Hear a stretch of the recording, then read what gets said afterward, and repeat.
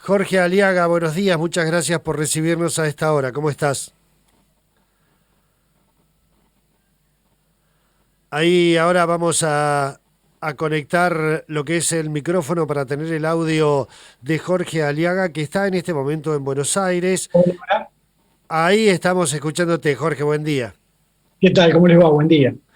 Jorge Aliaga, bueno, nos sorprendieron algunas cosas en los últimos días, algunos avances en lo que es la comunicación masiva de una de las formas de transmisión del coronavirus, sobre el que no se había apuntado tanto, y esto es el aire. Y en el caso tuyo has dicho, hagamos como que están todos contagiados, que todos estamos transmitiendo a través del aire y a partir de allí tengamos ese cuidado, ¿verdad?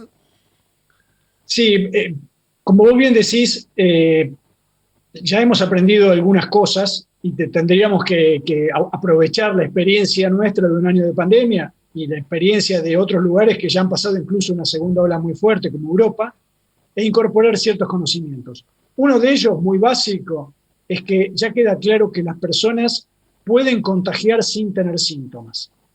Entonces, como uno puede estar contagiando sin saberlo, la única forma segura, digamos, de actuar es asumir a priori que uno podría estar contagiando. Porque como Claro. no se sabe, entonces lo preventivo sería, bueno, actuar como si lo estuviéramos contagiado y contagiando, todos. Eso es el primer concepto importante. El segundo punto es que lo que ya también sabemos es que el virus entra al organismo por las vías respiratorias, las células de las vías respiratorias es por donde el virus puede ingresar, no por la piel, etcétera. Eso lo sabíamos desde el principio, pero en el principio se le daba mucha importancia a que cuando nosotros hablamos o estornudamos, emitimos grandes gotas que pueden caer en la superficie o pueden pegarnos en la boca, por ejemplo, en los ojos, y si tocamos la superficie o nos tocamos los ojos y llevamos las gotas al interior, nos contagiamos. Eso es cierto, pero no es la única vía. Hoy en día sabemos que hay otra vía importante de contagios y que tiene que ver con el hecho de que nosotros, cuando respiramos, pero también en mayor medida cuando hablamos, gritamos, tosemos, estornudamos, emitimos pequeñas gotitas que se llaman aerosoles. Y esas pequeñas gotitas quedan flotando en el aire, no caen rápidamente como las gotas grandes, quedan flotando, por ejemplo, horas en un ambiente cerrado. Entonces, si nosotros estamos con alguna persona con otra persona que no sabemos quién está contagiando y estamos todo el tiempo respirando el aire que ya respiraron esas personas, tenemos probabilidad de contagiarnos. Ese sería, digamos, el resumen de la situación. Claro. Entonces, así como nosotros para las vías de contagio ya sabemos que lo que hay que tener es distancia, tapaboca, lavarnos las manos, para esta vía, digamos, no podemos dejar de respirar, entonces lo que tenemos que hacer es tratar de respirar el aire que sea lo menos viciado posible, es decir, que no haya sido respirado en lo posible por otras personas. ¿Y Claro. eso cómo se logra en un ambiente cerrado? Ventilando. Y no cualquier ventilación, Jorge, ¿verdad? Porque, bueno, lo óptimo es el aire, estar al aire libre, pero si uno está en un lugar cerrado, en invierno, por ejemplo, ¿cómo hacer para que circule el aire? ¿Hay una especie de ventilación cruzada que se puede Sí, establecer? efectivamente, como vos bien decís, en lo posible, todo lo que se pueda, hacerlo al aire libre, porque entonces eso baja la probabilidad de contagios. Si tenemos que tener un ambiente cerrado, siempre tengamos en cuenta que cuanto más tiempo estamos, más probabilidad de contagiarnos tenemos. Es decir, que menos personas, menos tiempo en un ambiente cerrado, siempre baja el riesgo. Claro. Y si tenemos que hacer una actividad durante un cierto tiempo con una cierta cantidad de personas, entonces tenemos que hacer circular el aire.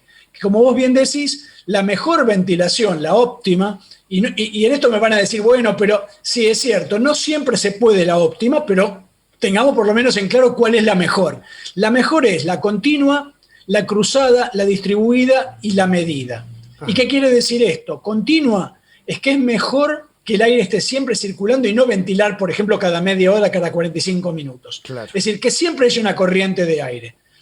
Cruzada es lo que vos bien decías, es que el aire, si yo solo abro una ventana y dejo la puerta cerrada, el aire tarda mucho en renovarse, muchísimo. Y eso vale también para un auto. Nosotros en un auto lo vemos muy claramente. Si bajamos un poco una ventanilla, no hay mucha corriente de aire. Ahora, si abrimos 2 ventanillas, se vuela todo. Bueno, en los ambientes pasa lo mismo. Si vos abrís una puerta de un lado y enfrentada en el ambiente una ventana, esa es la mejor ventilación. Si es distribuida, es mejor, porque entonces ningún lugar del ambiente queda con aire sin circular. ¿Qué quiere decir eso? Que abro un poco todas las ventanas. Todo lo que pueda, lo abro un poquito. Y medida es la sofisticación mayor, que a lo mejor para una casa particular no tiene mucho sentido, pero sí para un aula, para un comercio, para una oficina o para un restaurante, por ejemplo, donde hay muchas personas, y es que se puede usar un estimador para ver el aire, para ver si el aire se está renovando. Tengamos presente que el aire es transparente, el virus es muy chiquito, no lo vemos. Entonces, ¿qué podemos ver? Bueno, cuando nosotros respiramos, lo que hacemos es transformamos parte del oxígeno del aire en dióxido de carbono. Si nosotros en el ambiente tenemos mucho más dióxido de carbono que lo que hay en el exterior, eso es un indicador de que el aire ya fue muy respirado. Claro. Y que entonces tenemos que hacer algo para renovarlo.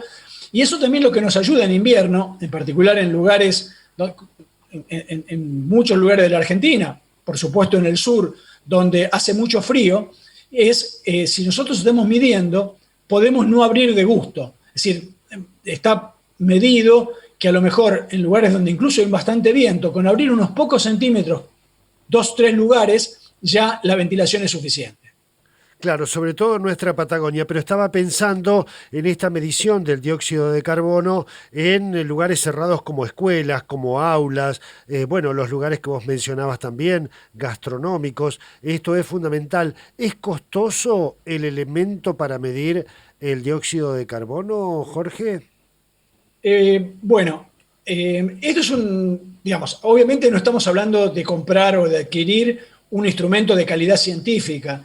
Hay instrumentos que se llaman de bajo costo, ajá, que se suelen usar en instalaciones de aire acondicionado, de climatización, y que el sensor en particular, que es lo más específico, para que tengan una referencia, en los fabricantes los precios arrancan de $15. El sensor. Después hay que ponerlo en un equipo que tenga un cierto procesamiento, un display, etc.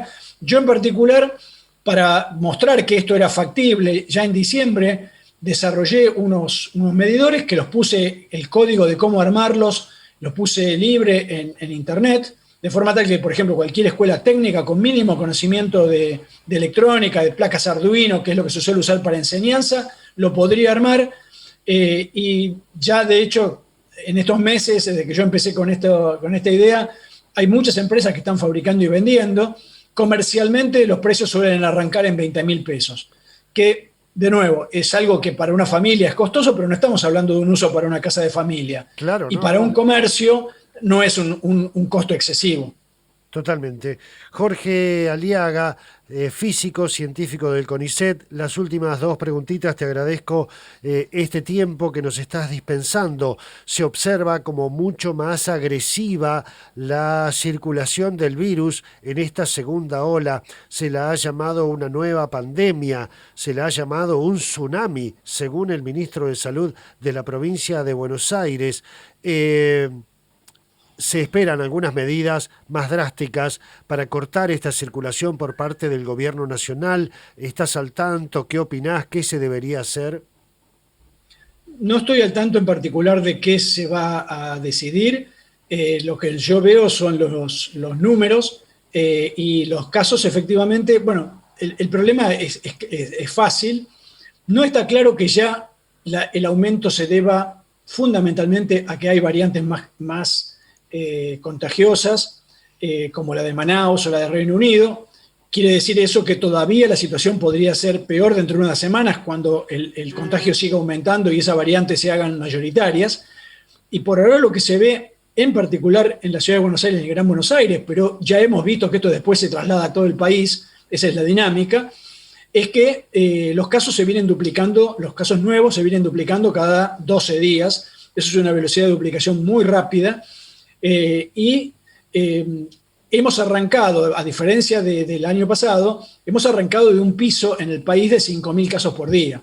Entonces, cuando vos arrancás de un piso tan alto, rápidamente llegás a números muy, muy grandes. Claro. Y eso es lo que está pasando en la Ciudad de Buenos Aires, Gran Buenos Aires, donde el riesgo adicional es que al haber muchos casos, no dé abasto el sistema de salud para atenderlos, ¿no? Entonces, se ha intentado desde hace unos días tratar de tener un poco más de control sobre los medios de transporte para que lo usen realmente los esenciales, porque ahí claramente es una vía de contagio el hecho de que las personas, fíjense que en el medio de transporte estamos en todas las peores condiciones que describíamos recién, ¿no? Es decir, personas muy cerca, en particular en la Ciudad de Buenos Aires, a veces a menos de medio metro, y muchas veces sin el barbijo bien puesto y muchas veces sin las ventanas abiertas, aunque ahora se está tratando de cambiar esa situación, pero bueno, esa es la medida que se ha tomado hasta ahora. Se verá dentro de unos días si tuvo algún efecto y si no, probablemente haya que tomar alguna medida adicional. Sí, es lo que uno más o menos intuye de, como vos decías, el análisis de los números, la multiplicación de casos cada 12 días, que es realmente muy preocupante, y los anuncios que hizo la ministra de Salud de la Nación en la mañana de hoy, ya preparando más o menos el terreno para medidas más restrictivas, algún corte por una semana y pico, un corte drástico de las actividades para cortar esta circulación. Jorge Aliaga, la verdad, te agradezco mucho este tiempo, nos ha servido muchísimo. Vos mencionabas recién, ya hay una iniciativa para que el transporte público de pasajeros, colectivos, subterráneos en Buenos Aires, también lleven las ventanillas abiertas para la circulación del aire. Esperemos que todo esto nos vaya sirviendo de aprendizaje. Ha sido como ir en escalera, ¿no? Incorporando conocimientos. Yo recuerdo que al principio de todo esto, el tema del barbijo, el tema de limpiarse el calzado, el tema de obsesionarse con limpiar las superficies. Bueno, fuimos aprendiendo, Jorge, y ahora, de la mano tuya y de mucha gente, vamos incorporando esto del aire. Sí, es así, es como vos decís. Hay que usar el conocimiento científico, la evidencia, lo que uno va observando y va incorporando. Y bueno, lamentablemente, por un error, yo creo que muy fomentado por la Organización Mundial de la Salud, se dejó de lado por bastante tiempo el tema del contagio por aire, por aerosoles, y me parece que dentro de las medidas que se pueden tomar, porque obviamente los cierres son medidas muy costosas, que tienen mucho impacto económico, pero en realidad tomar conciencia, tener cuidado de abrir un poco las ventanas, las puertas y tener un poco de aire corriendo, casi diría que la medida más barata que podemos tomar y la más efectiva. Totalmente. La higiene no viene mal, el No, barbijo, la exactamente. distancia y ahora reforcemos con la movilización del aire a nuestro alrededor para que eso también, Y un sí, comentario final importante. Hoy sí, en día se usa mucho el aire acondicionado de split, tanto para frío como para calor. sí, Recordemos que el aire acondicionado de split no renueva el aire, solo lo acondiciona y lo mueve, pero no lo renueva, no entra aire fresco del exterior. Así que si vamos a estar en un lugar con aire acondicionado de split, tenemos que dejar un poco abierta la ventana y la puerta. totalmente. Jorge Aliaga, muchísimas gracias, ¿eh? Por favor, que tengan buenos días. Hasta luego. Hasta luego, estábamos en Buenos Aires con este físico especialista en temas de COVID, científico del CONICET. Necesitábamos esta claridad para seguir avanzando en los cuidados y en la lucha contra lo que ahora se llama una nueva pandemia, esta segunda ola de coronavirus en nuestro país. Necesitábamos esta palabra